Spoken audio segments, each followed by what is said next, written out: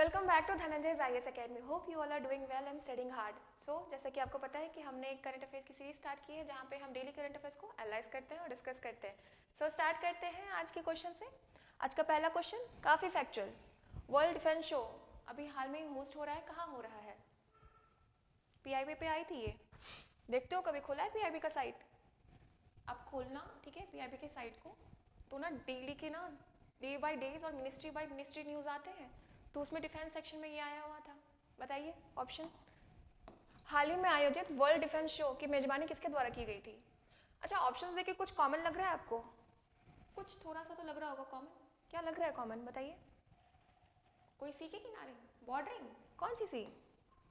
Red सी बिल्कुल लग रही है। रेड सी की बॉर्डरिंग कंट्रीज हैं।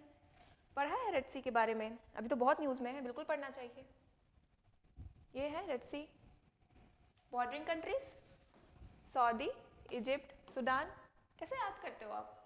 आपका एक निनोमिक है ना देसी, उसी से याद करते हो। और क्या ही करते होगे। देखो, निनोमिक ठीक है, अच्छी बात है, याद करते हो, बट हमेशा ना जब भी कुछ न्यूज़ में आए, खास करके जैसे प्लेसेस ऐसे न्यूज़ में आते हैं, तो एक बार मैप खोल के देखो, कोशिश करो कि यहाँ पे ना ऐसे कैप्चर हो जाए। तो मैंने क्या पूछा, डिफेंस शो कहाँ हो रहा है? वो हो रहा है कैपिटल सऊदी अरब के रियाद में, ठीक है।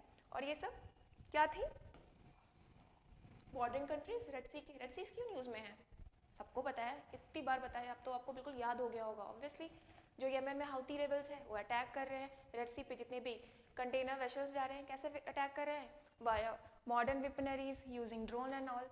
तो ये क्वेश्चन था, ये उसका आंसर था। चलते हैं नेक्स्ट क्वेश्चन की तरफ।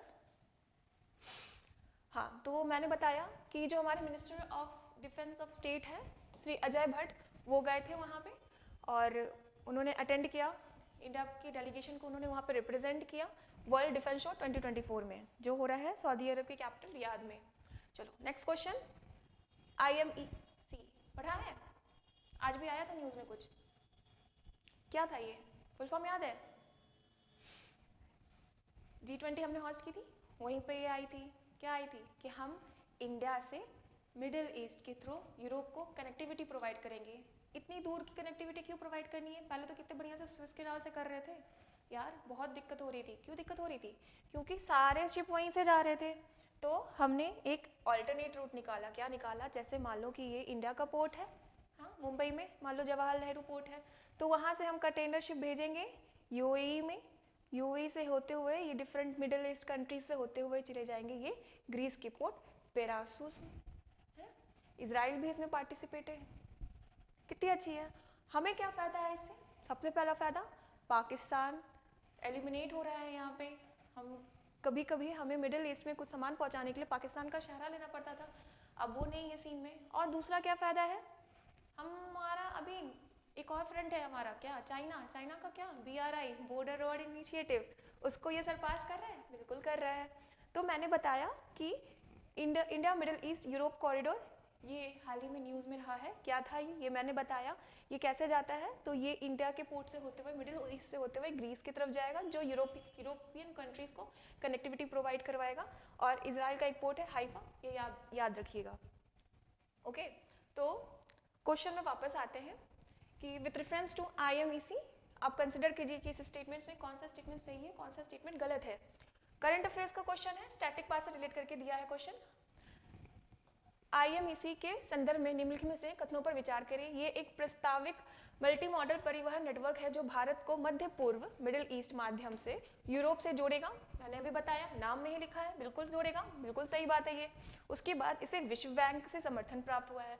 समर्थन प्राप्त हुआ है, सपोर्ट, मतलब क्यों नहीं करेगा यार? इतना अच्छा कनेक्टिविटी होगा तो कितना फ़ायदा होगा? कनेक्टिविटी होगा तो जॉब की अपॉर्चुनिटी बढ़ेगी, कितने सारे फ़ायदे हैं। तो दोनों ही सही है, बिल्कुल, बहुत इजी था, बिल्कुल इजी था। तो क्वेश्चन में मैंने जो आपको बताया, India middle east Europe economic corridor project है, इसको हमने G20 पे लाया था, ठीक है। ये G20 जो दिल्ली में हमने होस्ट किया था, वहाँ पे आया था। इसमें रेलवेज होंगे, शिप टू रेल नेटवर्क होगा, रोड्स होगा, सब कुछ होगा। और इसका 2 कॉरिडोर होगा, एक ईस्ट कॉरिडोर होगा जो कनेक्ट करेगा इंडिया को अरबियन गुल्फ से, और एक नॉर्दर्न कॉरिडोर होगा जो कनेक्ट करेगा गुल्फ को यूरोप से, बिल्कुल करेगा। तो ये था क्वेश्चन, ये था आंसर, और ये था उसका एक्सप्लेनेशन। होप आपको समझ में आ गया होगा। चलो नेक्स्ट क्वेश्चन पे चलते हैं। अच्छा हाँ, न्यूज़ में क्यों था, क्योंकि यहाँ जो हमारे ग्रीस के डेलीगेशन है वो इंडिया में आई हुई है और उन्होंने कहा है क्योंकि इजराइल हमास का कॉन्फ्लिक्ट हो रहा है, इसके चलते ये इतना अच्छा प्रोजेक्ट अभी तक स्टार्ट नहीं हो पा रहा है, तो वो कह रहे थे कि प्लीज़ कुछ करिए इसके लिए। ठीक है, तो मैंने बताया कि चाइना के बेल्ट रोड इनिशिएटिव को के लिए एक मतलब एक दूसरा काउंटर स्टेप है। उसके बाद फिर ये बाईपास करेगा पाकिस्तान को, क्योंकि बहुत सारे इश्यूज आ रहे थे। ठीक है, ये ट्रांजिट टाइम को भी रिड्यूस करेगा और 40% फास्टर होगा स्वीज कैनाल का रूट, जो पहले हम लोग अर्लियर ले रहे थे उससे ये 40% फास्टर होगा, बिल्कुल होगा।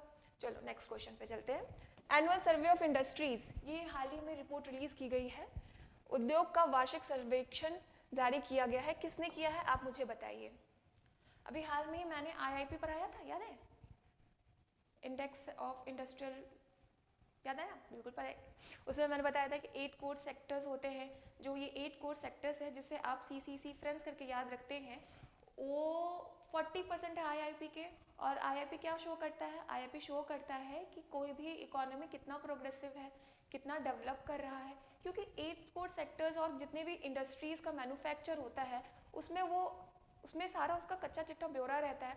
तो उसी तरह की ये एक रिपोर्ट है जहाँ पे हम सर्वे करते हैं सारे इंडस्ट्रीज़ का कि हर स्टेट वाइज में कितना इंडस्ट्रीज़ में कितना प्रोडक्शन हो रहा है, हर एक एंगल से देखते हैं इसको। तो आप बताइए कि किसने ये किया है। नाम से लग रहा है कि सारे बिल्कुल एक ही जैसे लग रहे हैं कि हाँ चलो ठीक है ये भी कर सकता है, भारी उद्योग और सार्वजनिक उद्यम मंत्रालय भी कर सकता है, बट इसका answer ministry of statistics and programme implementation होगा। ठीक है, तो चलो पढ़ते हैं क्या है, सर्वे है, बिल्कुल पढ़ेंगे क्या है सर्वे ने कह रहा है। तो ये कह रहे हैं कि सबसे पहले कि मॉस्पी ने ये रिसेंटली रिलीज किया है और ये वेरियस मैन्युफैक्चरिंग सेक्टर्स के पैरामीटर्स को देखता है, रिवील करता है, और इसके अकॉर्डिंग GVA 8.8% इंक्रीज हुआ है। ओके, इतना फैक्ट्स याद रख सकते हो, एग्जाम में अगर मेंस का आंसर लिखते हो तो अच्छा लगता है, फिगर दिखता हुआ साइड में कहीं पे लिख लो। उसके बाद फिर टोटल एम्प्लॉयमेंट जो है हमारे में वो ग्रोथ हुआ है 7% का, जो कि प्री पैंडेमिक लेवल से भी ज़्यादा हो गया है 9.35 लाख से। उसके अलावा अगर हम GVA के टर्म्स में बात करें तो गुजरात टॉप पे है, ठीक है, उसके बाद फिर महाराष्ट्र है। और एम्प्लॉयमेंट पे जब बात करते हैं तो तमिलनाडु, गुजरात और महाराष्ट्र आते हैं। और इसमें यह भी कहा गया है कि जो हमारा मैन्युफैक्चरिंग सेक्टर है वो 17% ऑफ GDP को कंट्रीब्यूट करता है, लेकिन हमारा टारगेट है, क्या टारगेट है कि हम इस 17% को इंक्रीज करके 25% लाएंगे 2025 तक। तो ये था सर्वे जो लाए थे मॉस्पी ने और ये सब उनकी बातें थी। चलो नेक्स्ट क्वेश्चन, काफ़ी फैक्चुअल। ग्रैमी अवार्ड मिला, लेट से लाया क्योंकि मुझे लग रहा था कि सबको पता चल गया, जब सब भूल जाएंगे तब मैं क्वेश्चन आऊँगी। अब शायद सब भूल गए होंगे, बिल्कुल भूल गए होंगे, ऑप्शन देखे तो और भी भूल जाएंगे। तो 66वें ग्रैमी अवार्ड्स 2024 में किस भारतीय एल्बम ने सर्वश्रेष्ठ वैश्विक संगीत एल्बम श्रेणी में ग्रैमी अवार्ड जीता? Which Indian album won the Grammy Award in the Best Global Music Album category at 66th Grammy Awards 2024? यार मैं भी भूल गई, बताओ, बहुत पढ़ा होगा, हर जगह एकदम न्यूज़ में हर जगह आ रहा था, शंकर एहसान लोई, जाकिर हुसैन, है ना। अब बताओ कौन सा था एल्बम? ये था दी मूवमेंट। ओके, तो ये जो ग्रैमी अवार्ड है ये लॉस एंजलिस USA में हुआ था। इसमें जो इंडियन म्यूजिशियन है शंकर महादेवन, शंकर एहसान लोई नहीं याद रखना, शंकर एहसान लोई 3 अलग इंसान है। ओके, शंकर महादेवन एक इंसान है। ये जाकिर हुसैन के साथ इनकी एक बैंड है शक्ति, और उनकी एक बैंड है हाँ शक्ति, उनका एक एल्बम है दिस मूवमेंट, इसने जीता है best global music album category में 66 का ग्रैमी अवार्ड। 5 इंडियंस को मिले हैं, ठीक है, तो 2 इधर हो गए। फिर जाकिर हुसैन फिर से इन्होंने जीता है, क्या जीता है? बेला फेके एडगर मायर के साथ इन्होंने जीता है ग्लोबल म्यूजिक परफॉर्मिंग कैटेगरी में पास्टो के लिए।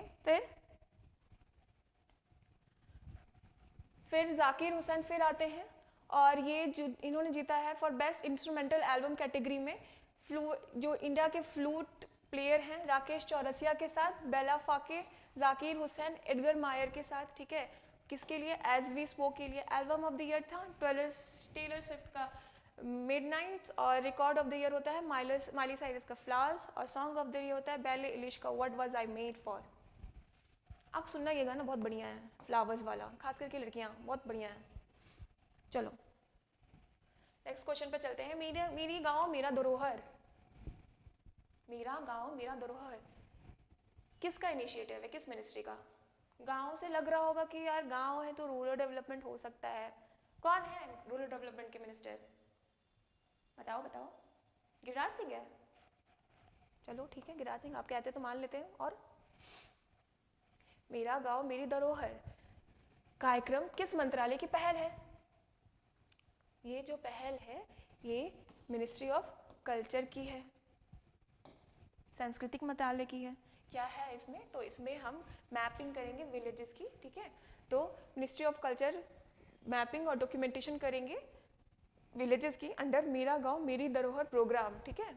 तो ये बस छोटा सा एक फैक्चुअल क्वेश्चन था जो मैंने रख दिया, क्योंकि मुझे लगा कि शायद बच्चे कंफ्यूज हो जाएंगे नाम सुन के, मेरा गांव मेरी धरोहर, धरोहर आ रहा है ना, धरोहर मतलब कल्चर। अब चलो ये भी काफी फैक्चुअल। उल्लास मेला हुआ था दिल्ली में, किसने इनॉग्रेट किया था? बताइए, एलिमिनेट करें? करते हैं। उल्लास मेला दिल्ली में हुआ था। एस जयशंकर जी कौन है? मिनिस्ट्री ऑफ एक्सटर्नल अफेयर्स, बिल्कुल है। प्रहलाद जोशी कल ही पढ़ाया था, क्या पढ़ाया था याद है? सी केयर पोर्टल क्या था याद है? ये जो भी कोल वगैरह के प्रोविडेंट फंड है, ये इसके लिए पोर्टल बनाया गया था।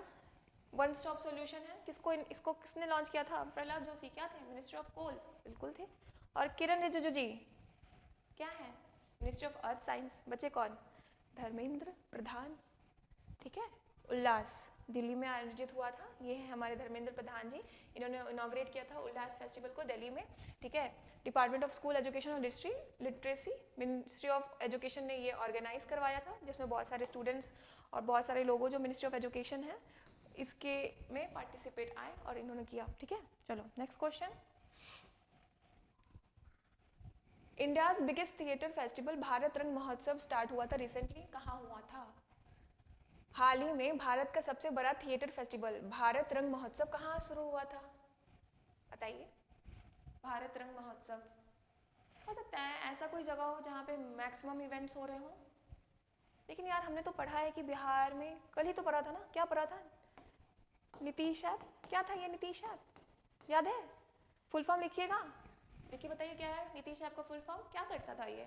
आधे घंटे पहले जानकारी देता था, किस चीज़ की? Thunder, cold wave, heat wave, flood, बहुत सही। झारखंड आर्टिकल 174 ये भी पढ़ा चुका है। क्या पढ़ाया था? फ्लो टेस्ट हुआ, कौन बिना सीएम? चंपा सोरेन जी। कितने हैं असेंबली? 81। और लोकसभा सीट कितने हैं इसमें? 14। राज्यसभा 6। गवर्नर का नाम क्या है बताइए? बहुत बार बताया है, सीपीआर, सीपी राधाकृष्ण। गुजरात, यार ये तो मतलब हद हो गई होगी, ये तो रट गया होगा। सीवीट का कॉन्फ्रेंस ऑर्गेनाइज हुआ था, है ना, कल्टीवेशन को प्रमोट करने के लिए। और कर्नाटक का बोइंग का सेंटर, ये तो सब एलिमिनेट हो गए, कोई बचा ही नहीं। लेकिन है एक गुजरात, यहाँ पे हुआ था भारत रंग महोत्सव। हमेशा एलिमिनेशन नहीं काम करता बेटे। तो भारत रंग महोत्सव स्टार्ट हुआ था कच्छ डिस्ट्रिक्ट ऑफ गुजरात में, ठीक है। ये एक एनुअल नेशनल थिएटर फेस्टिवल है जो हमारा जो नेशनल स्कूल ऑफ ड्रामा है दिल्ली का, वो ऑर्गेनाइज करवाता है। ये इसका लोगो था और वासुदेव कुटुंबकम वंदे भारतम ये इसका थीम था। चलो नेक्स्ट क्वेश्चन पे चलते हैं।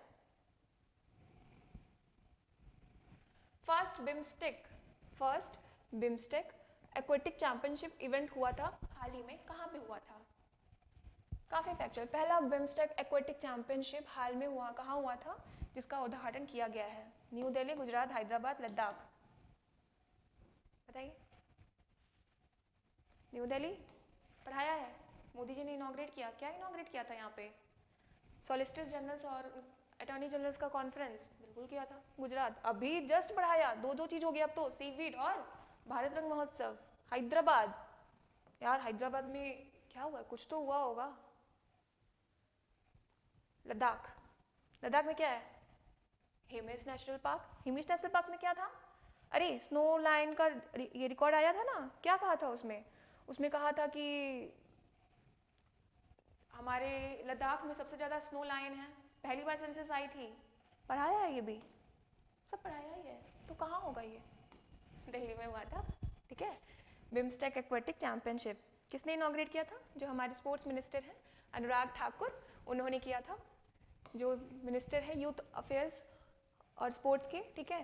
कहाँ हुआ था? दिल्ली में हुआ था। बिम्स्टेक पता है क्या होता है? बे ऑफ बंगाल इनिशिएटिव,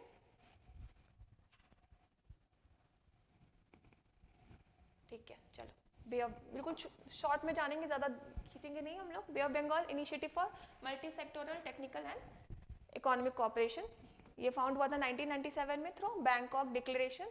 कौन कौन से इसमें आते हैं? Bangladesh, India, Myanmar, Sri Lanka, T, Thailand, economic corridor. एक कंट्री बच गई, कौन सी कंट्री बची है? नेपाल, ये रही नेपाल ना, नेपाल बच गई। फिर ये 22% ऑफ वर्ल्ड पॉपुलेशन होती है, ओके। तो ये इसका क्वेश्चन था, ये इसका बिम्स्टेक था। बिम्स्टेक के बारे में बताया, और क्यों बताया? क्योंकि बिम्स्टेक एक्वेटिक चैंपियनशिप हो रहा है, कहाँ हो रहा है? दिल्ली में हो रहा है। चलो नेक्स्ट क्वेश्चन पे चलते हैं। ये लास्ट क्वेश्चन होगा, मोशन ऑफ थैंक्स किसको एड्रेस किया जाता है? आप सोच रहे होंगे कि आज इंटरिम बजट के पे एक भी क्वेश्चन नहीं था, बट ये बजट से ही रिलेटेड है। मैंने कहा ना, मैं हमेशा बजट का कुछ ना कुछ क्वेश्चन, कुछ ना कुछ जिस्ट देते रहूँगी। तो होता क्या है ना कि जब भी फर्स्ट सेशन होता है ना, नया सेशन होता है इलेक्शन के बाद, या फिर first session of the year होता है, फर्स्ट सेशन कौन होता है? बजट होता है। तो वहाँ पे प्रेसिडेंट साहिबा आती हैं और मेरी सरकार ने क्या किया, मेरी सरकार ने ये किया, बहुत सारी बातें बताती है। उसके बाद फिर जो दोनों ज्वाइंट सीटिंग होती है उस टाइम में, तो जो हमारी हाउसेज हैं वो मोशन ऑफ थैंक को पास करती है, ठीक है।